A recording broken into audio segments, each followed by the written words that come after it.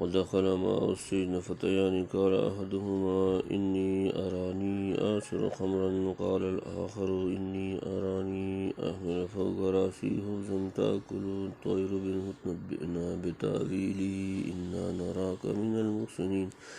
قال لا يأتيكما طعام ترزقانه إلا نبأتكما بتأويله قبل أن يأتيكما ذلكما مما علمني ربي إني تركت ملة قوم لا يؤمنون بالله وهم بالآخرة هم كافرون واتبعت ملة آبائي إبراهيم وإسحاق ويعقوب وما كان لنا أن نشرك بالله من شيء ذلك من فضل الله علينا وعلى الناس ولكن أكثر الناس لا يشكرون يا صاحبي السجن أرباب متفرقون خير أم الله الواحد القهار ما تعبدون من دونه إلا أسماء سميتموها أنتم وآباؤكم ما أنزل الله بها من سلطان إن الحكم إلا لله أمر أن لا تعبدوا إلا إياه ذلك الدين القيم ولكن أكثر الناس لا يعلمون يا صاحبي السجن أما أحدكما فيسقي ربه خمرا وأما الآخر فيسلب فتأكل الطير من رأسه قضي الأمر الذي فيه تستفتيان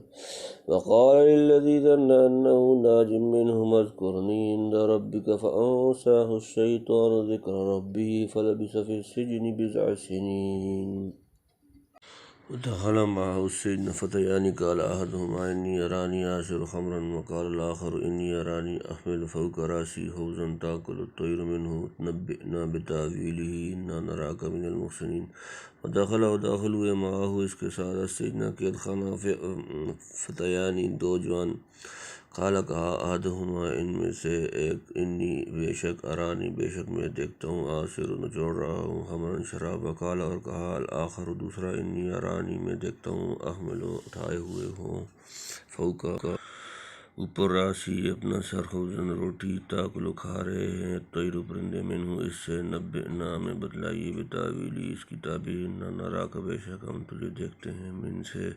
المحسنین نکوکار جمع داخل ہوئے قید خانہ میں اس کے ساتھ 2 جوان کہنے لگا ان میں سے ایک میں دیکھتا ہوں کہ میں نے چھوڑتا ہوں شراب اور دوسرے نے کہا میں دیکھتا ہوں کہ اٹھا رہا ہوں اپنے سر پر روٹی کے جانور کھاتے ہیں اس میں سے بتلا ہم کو اس کی تعبیر ہم دیکھتے ہیں تجھ کو نیکی والا یعنی اس زمانے میں 2 جوان قیدی جیل خانے میں لائے گئے جن میں ایک بادشاہ مصر ریان بن الولید کا نان بھائی اور دوسرا ساقی شراب پلانے والا تھا دونوں بادشاہ کو زہر دینے کے الزام میں ماخوذ تھے قید خانے میں یوسف علیہ السلام کی مروت و امانت و راست گوئی کو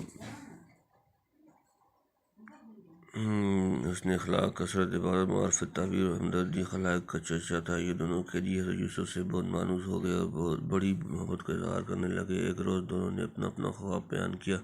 ساقی نے کہا میں خواب میں دیکھتا ہوں کہ بادشاہ کو شراب پلا رہا ہوں نان بھائی نے کہا کہ میرے سر پر کئی ٹوکرے ہیں جس میں سے پرندے نوچ کر کھا رہے ہیں یوسف علیہ السلام کو بزرگ دیکھ کر تعبیر مانگی قال لا يأتيكما طعام ترزقانه إلا نبأتكما بتأويله قبل أن يأتيكما ذلكما مما علمني ربي إني تركت ملة قوم لا يؤمنون بالله وهم بالآخرة هم كافرون قال اس نے کہا لا يأتيكما تمہارے پاس نہیں آئے گا طعام کھانا ترزقانه جو تمہیں دیا جاتا ہے إلا مگر نبأتكما میں تمہیں بتلا دوں گا بتأویلی اس کی تعبیر قبل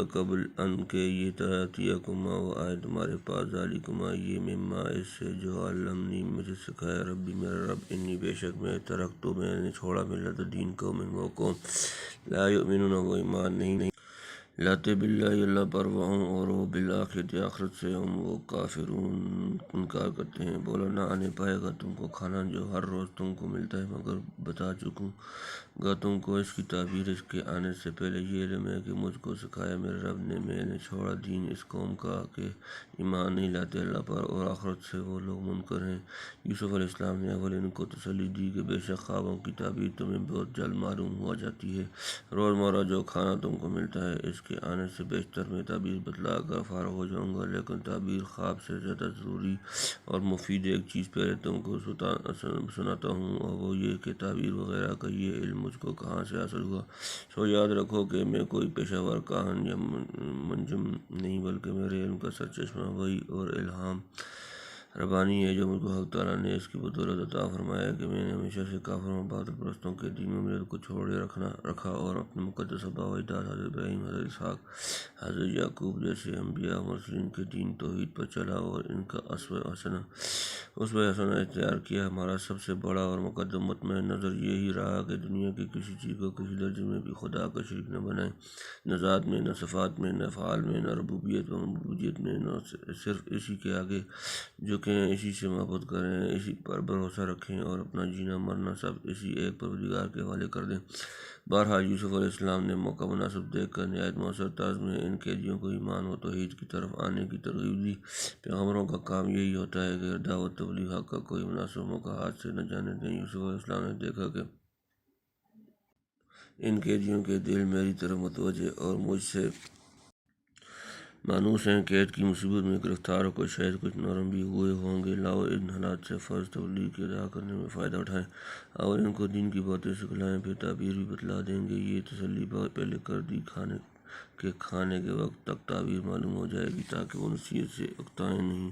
تنبیہ: بہت سے مفسرین نے لا یأتیکما طعام ترزقانہ سورہ نمبر 12 سورہ یوسف آیت نمبر 37 کے معنی یہ لیے ہیں کہ کبھی کھانے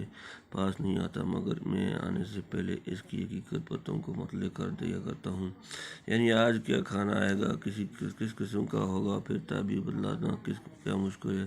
گویا اول حضرت یوسف نے معجزہ کی طرف توجہ دلا کر انہیں اپنی نبوت کا یقین دلانا چاہا تاکہ آئندہ جو نصیحت کریں زیادہ مؤثر واقع فی النفس ہو۔ اس تقدیر پر یوسف کا یہ معجزہ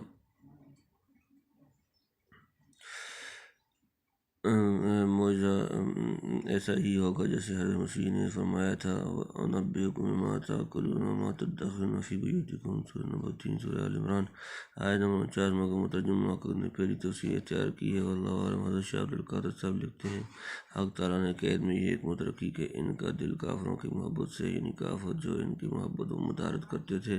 اس سے ٹوٹا تو دل پر اللہ کا علم روشن ہوا۔ چاہا کہ اول ان کی دین کی بات سنا دیں، پیچھے تعبیر خواب ہیں اس واسطے تسلی کر دی تاکہ نہ گھبرائیں۔ کہا کہ کھانے کے وقت تک وہ بھی بتا دوں گا۔ واتبعت ملة آبائی ابراہیم واسحاق ویعقوب ما کان لنا ان نشرک باللہ من شیء ذلک من فضل اللہ علینا وعلی الناس ولکن اکثر الناس لا یشکرون۔ واتبعت اور میں نے پیروی کی ملت دین آبائی اپنے باپ دادا ابراہیم و اسحاق و یعقوب ما کان نہیں ہے لنا ہمارے لیے ان کے نشرک ہم شریک ٹھہرائیں باللہ اللہ کا من شیء کوئی کسی شے ذالک یہ من فضل اللہ اللہ کا فضل علینا ہم پر اور علی الناس لوگوں پر ولیکن اور لیکن اکثر ناس لوگ لا یشکرون شکر ادا نہیں کرتے۔ اور پکڑا میں نے دین اپنے باپ دادوں کا ابراہیم اور اسحاق اور یعقوب کا، ہمارا کام نہیں کہ شریک کریں اللہ کا کسی چیز کو، یہ فضل ہے اللہ کا ہم پر اور سب لوگوں پر، لیکن بہت لوگ احسان نہیں مانتے، یعنی ہمارا خالص توحید اور ملت ابراہیم پر قائم رہنا نہ صرف ہمارے حق میں بلکہ سارے جہاں کے حق میں رحمت و فضل ہے، کیونکہ خاندان ابراہیمی ہی کی شمع سے سب لوگ اپنے دلوں کے چراغ روشن کر سکتے ہیں۔ لیکن افسوس ہے کہ بہت سے لوگ خدا کی اس نعمت عظیمہ کی قدر نہیں کرتے۔ چاہیے یہ تھا کہ اس کا احسان مان کر راہ توحید پر چلتے، وہ الٹی ناشکری کر کے شرک و عصیان کی راہ اختیار کر رہے ہیں۔ یا صاحب السجن ارباب متفرقون خیر ام اللہ الواحد القہار۔ یا صاحب السجن میرے قید کے ساتھیوں، ارباب کیا کئی معنی معبود متفرق جو زیادہ خیر بہتر ام اللہ یا اللہ الواحد ایک یکتا القہار زبردست غالب۔ اے رفیقو قید خانے کے بلا کئی معبود جائزہ بہتر یا اللہ کے علیحدہ برداشت، یعنی مختلف انواع اشکال کے چھوٹے بڑے دیوتا جن پر تم نے خدائی اختیارات تقسیم کر رکھے ہیں، ان سے لو لگانا بہتر ہے یا اس اکیلے زبردست خدا سے جس کو ساری مخلوق پر کلی اختیار اور کامل تصرف و قبضہ حاصل ہے، اور جس کے آگے نہ کسی کا حکم چل سکتا ہے، نہ اختیار، نہ اسے کوئی بھاگ کر ہرا سکتا ہے، نہ مقابلہ کر کے مغلوب کر سکتا ہے۔ خود سوچو کہ سر عبودیت ان میں سے کس کے سامنے جھکایا جائے۔ ما تعبدون من دونه الا اسماء سميتموها انتم وآباؤكم ما انزل الله بها من سلطان ان الحكم الا لله امر الا تعبدوا الا اياه ذلك الدين القيم ولكن اکثر الناس لا يعلمون۔ ما نہیں تعبدون تم پوچھتے من دونه اس کے سوا الا مگر اسماء نام سمیتموها تم نے رکھ لیے ہیں انتم تم وآباؤکم اور تمہارے باپ دادا، ما نہیں انزل اللہ نے اتاری بہا اس کے لیے من سلطان کوئی سند، انی نہیں الحکم الا مگر اللہ کا امرا اس نے حکم دیا اللہ کے نہ تعبدو عبادت کرو تم اللہ مگر یاہو صرف اس کی، ذالک یہ الدین القیم سیدھا دین، ولیکن اور لیکن اکثر الناس اکثر لوگ لا یعلمون نہیں جانتے، کچھ نہیں پوچھتے ہو سوائے اس کے کہ مگر نام ہیں جو رکھ لیے ہیں تم نے اور تمہارے باپ دادا نے، نہیں اتاری اللہ نے ان کی کوئی سند، حکومت نہیں ہے کسی کے سوا اللہ کے، اور اس نے فرمایا دیا کہ نہ پوجو مگر اسی کو، وہی ہے راستہ سیدھا، پر بہت لوگ نہیں جانتے، یعنی یوں ہی بے سند اور بے ٹھکانہ کچھ نام رکھ چھوڑے ہیں جن کے نیچے حقیقت ذرا برابر نہیں، انہی نام کے خداؤں کی پوجا کر رہے ہو۔ ایسے جہل پر انسان کو شرمانا چاہیے، یعنی قدیم سے اللہ انبیاء علیہ السلام کی زبانی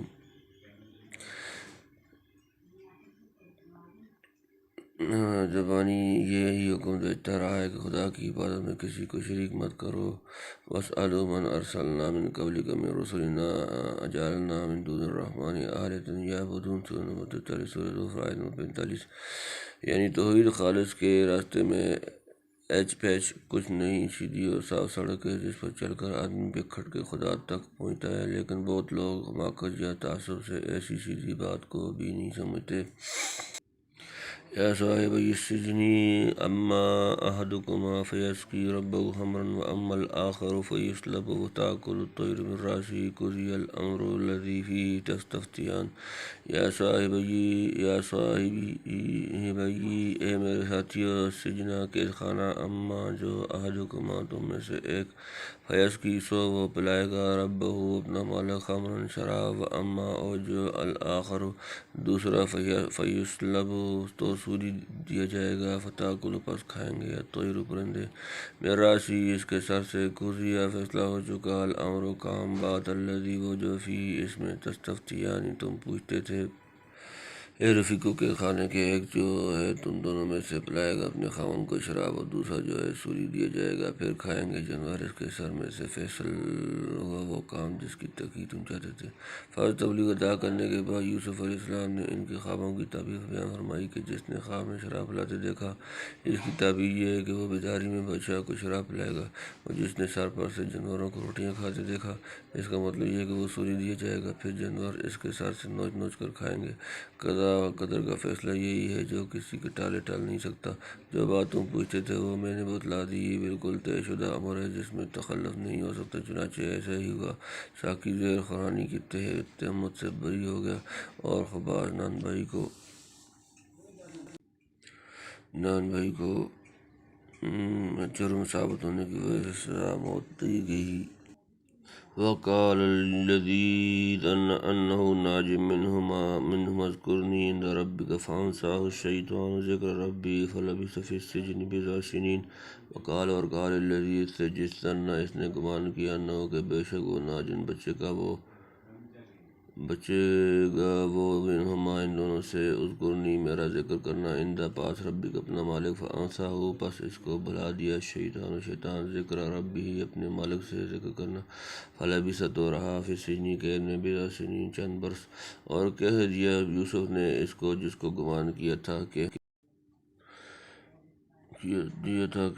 بچے گا ان دونوں میں میرا جگہ کرنا اپنے خاوند کے پاس، و بلا دیا اس کو شیطان نے جگہ کرنا اپنے خاوند سے، پھر رہا کھیت میں کئی برس۔ یہاں زن یقین کے معنی میں سے ہے جیسے الذین یظنون انہم ملاقو ربہم، سورہ نمبر 200 بقرہ آیت نمبر 46 میں، یعنی یوسف علیہ السلام کو دونوں میں سے جس شخص کی بابت یقین تھا کہ بری ہو جائے گا، جب وہ قید خانے سے نکلا تو فرمایا اپنے بادشاہ کی خدمت میرا بھی جگہ کرنا کہ ایک ایسا شخص بے قصور قید خانے میں برسوں سے پڑا ہے، مبالغہ کی ضرورت نہیں، میری وہ جو حالت تو نے مشاہدہ کی ہے بلا کا مکاس کہہ دینا، یعنی شیطان نے چھوٹنے والے قیدی کے دل میں مختلف خیالات و وساوس ڈال کر ایسا غافل کیا کہ ایسے بادشاہ کے سامنے اپنی موسم بزرگ یوسف علیہ السلام کا تذکرہ کرنا یاد ہی نہ رہا۔ نتیجہ یہ ہوا کہ یوسف کو کئی سال اور قید میں رہنا پڑا۔ مدت دراز کے بعد بادشاہ نے ایک خواب دیکھا اور اس کی تعبیر کسی کی سمجھ میں نہ آئی، تب اس شخص کو یوسف علیہ السلام یاد آئے جیسا کہ آگے آتا ہے۔ وقال الذی نجا منہم اذکر وادکر بعد امۃ، سورہ نمبر 12 سورہ یوسف آیت نمبر 45۔ بلانے کی نسبت شیطان کی طرف اس لیے کی گئی وہ القائے وساوس وغیرہ کا ذریعہ ہے جو سبب بنتا ہے نسیان کا۔ حضرت موسیٰ کے رفیق سفر نے کہا تھا وما انسانیہ الا الشیطان ان اذکرہ، سورہ نمبر 18 سورہ قاف آیت نمبر 63۔ لیکن ہر ایک شر میں حق تعالیٰ کوئی خیر کا پہلو رکھ دیتا ہے۔ یہاں بھی گو اس نسیان کا نتیجہ تطویل قید کی صورت میں ظاہر ہوا، تاہم حضرت شاہ صاحب کی نکتہ آفرینی کے موافق اس میں یہ تنبیہ ہو گئی کہ ایک پیغمبر کا دل ظاہری اسباب پر نہیں ٹھہرنا چاہیے، بلکہ ابن جریر اور بغوی وغیرہ نے بعض سلف سے نقل کیا ہے وہ فَأَنسَیَہُ الشَّیطَانُ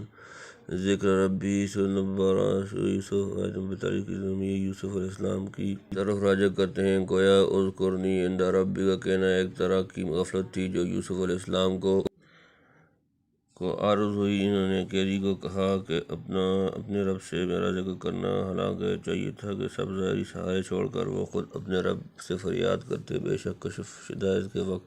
مخلوق سے ظاہری استعانت و اسباب کی مباشرت مطلقاً حرام نہیں ہے، لیکن ابرار کی حسنات مقربین کی سیئات بن جاتی ہیں۔ جو بات عامۃ الناس میں کھٹکے کر سکتے ہیں، انبیاء علیہ السلام کی منصب عالی کے اعتبار سے وہی بات ایک قسم کی تقصیر بن جاتی ہے۔ امتحان و ابتلاء کے موقع پر انبیاء کی شان رفیع اس کو مقتضی ہے کہ رخصت پر نظر نہ کریں، انتہائی عظمت کی راہ چلیں۔ چونکہ حضرت یوسف علیہ السلام کا اذکرنی عند ربک کا کہنا عزیمت کے خلاف تھا، اس لیے عتاب آمیز تنبیہ ہوئی کہ کئی سال تک مزید قید اٹھانی پڑی، اور اسی لیے انسا کی نسبت شیطان کی طرف کی گئی۔ واللہ اعلم بالصواب۔ تفسیر روح المعانی میں دیکھیے۔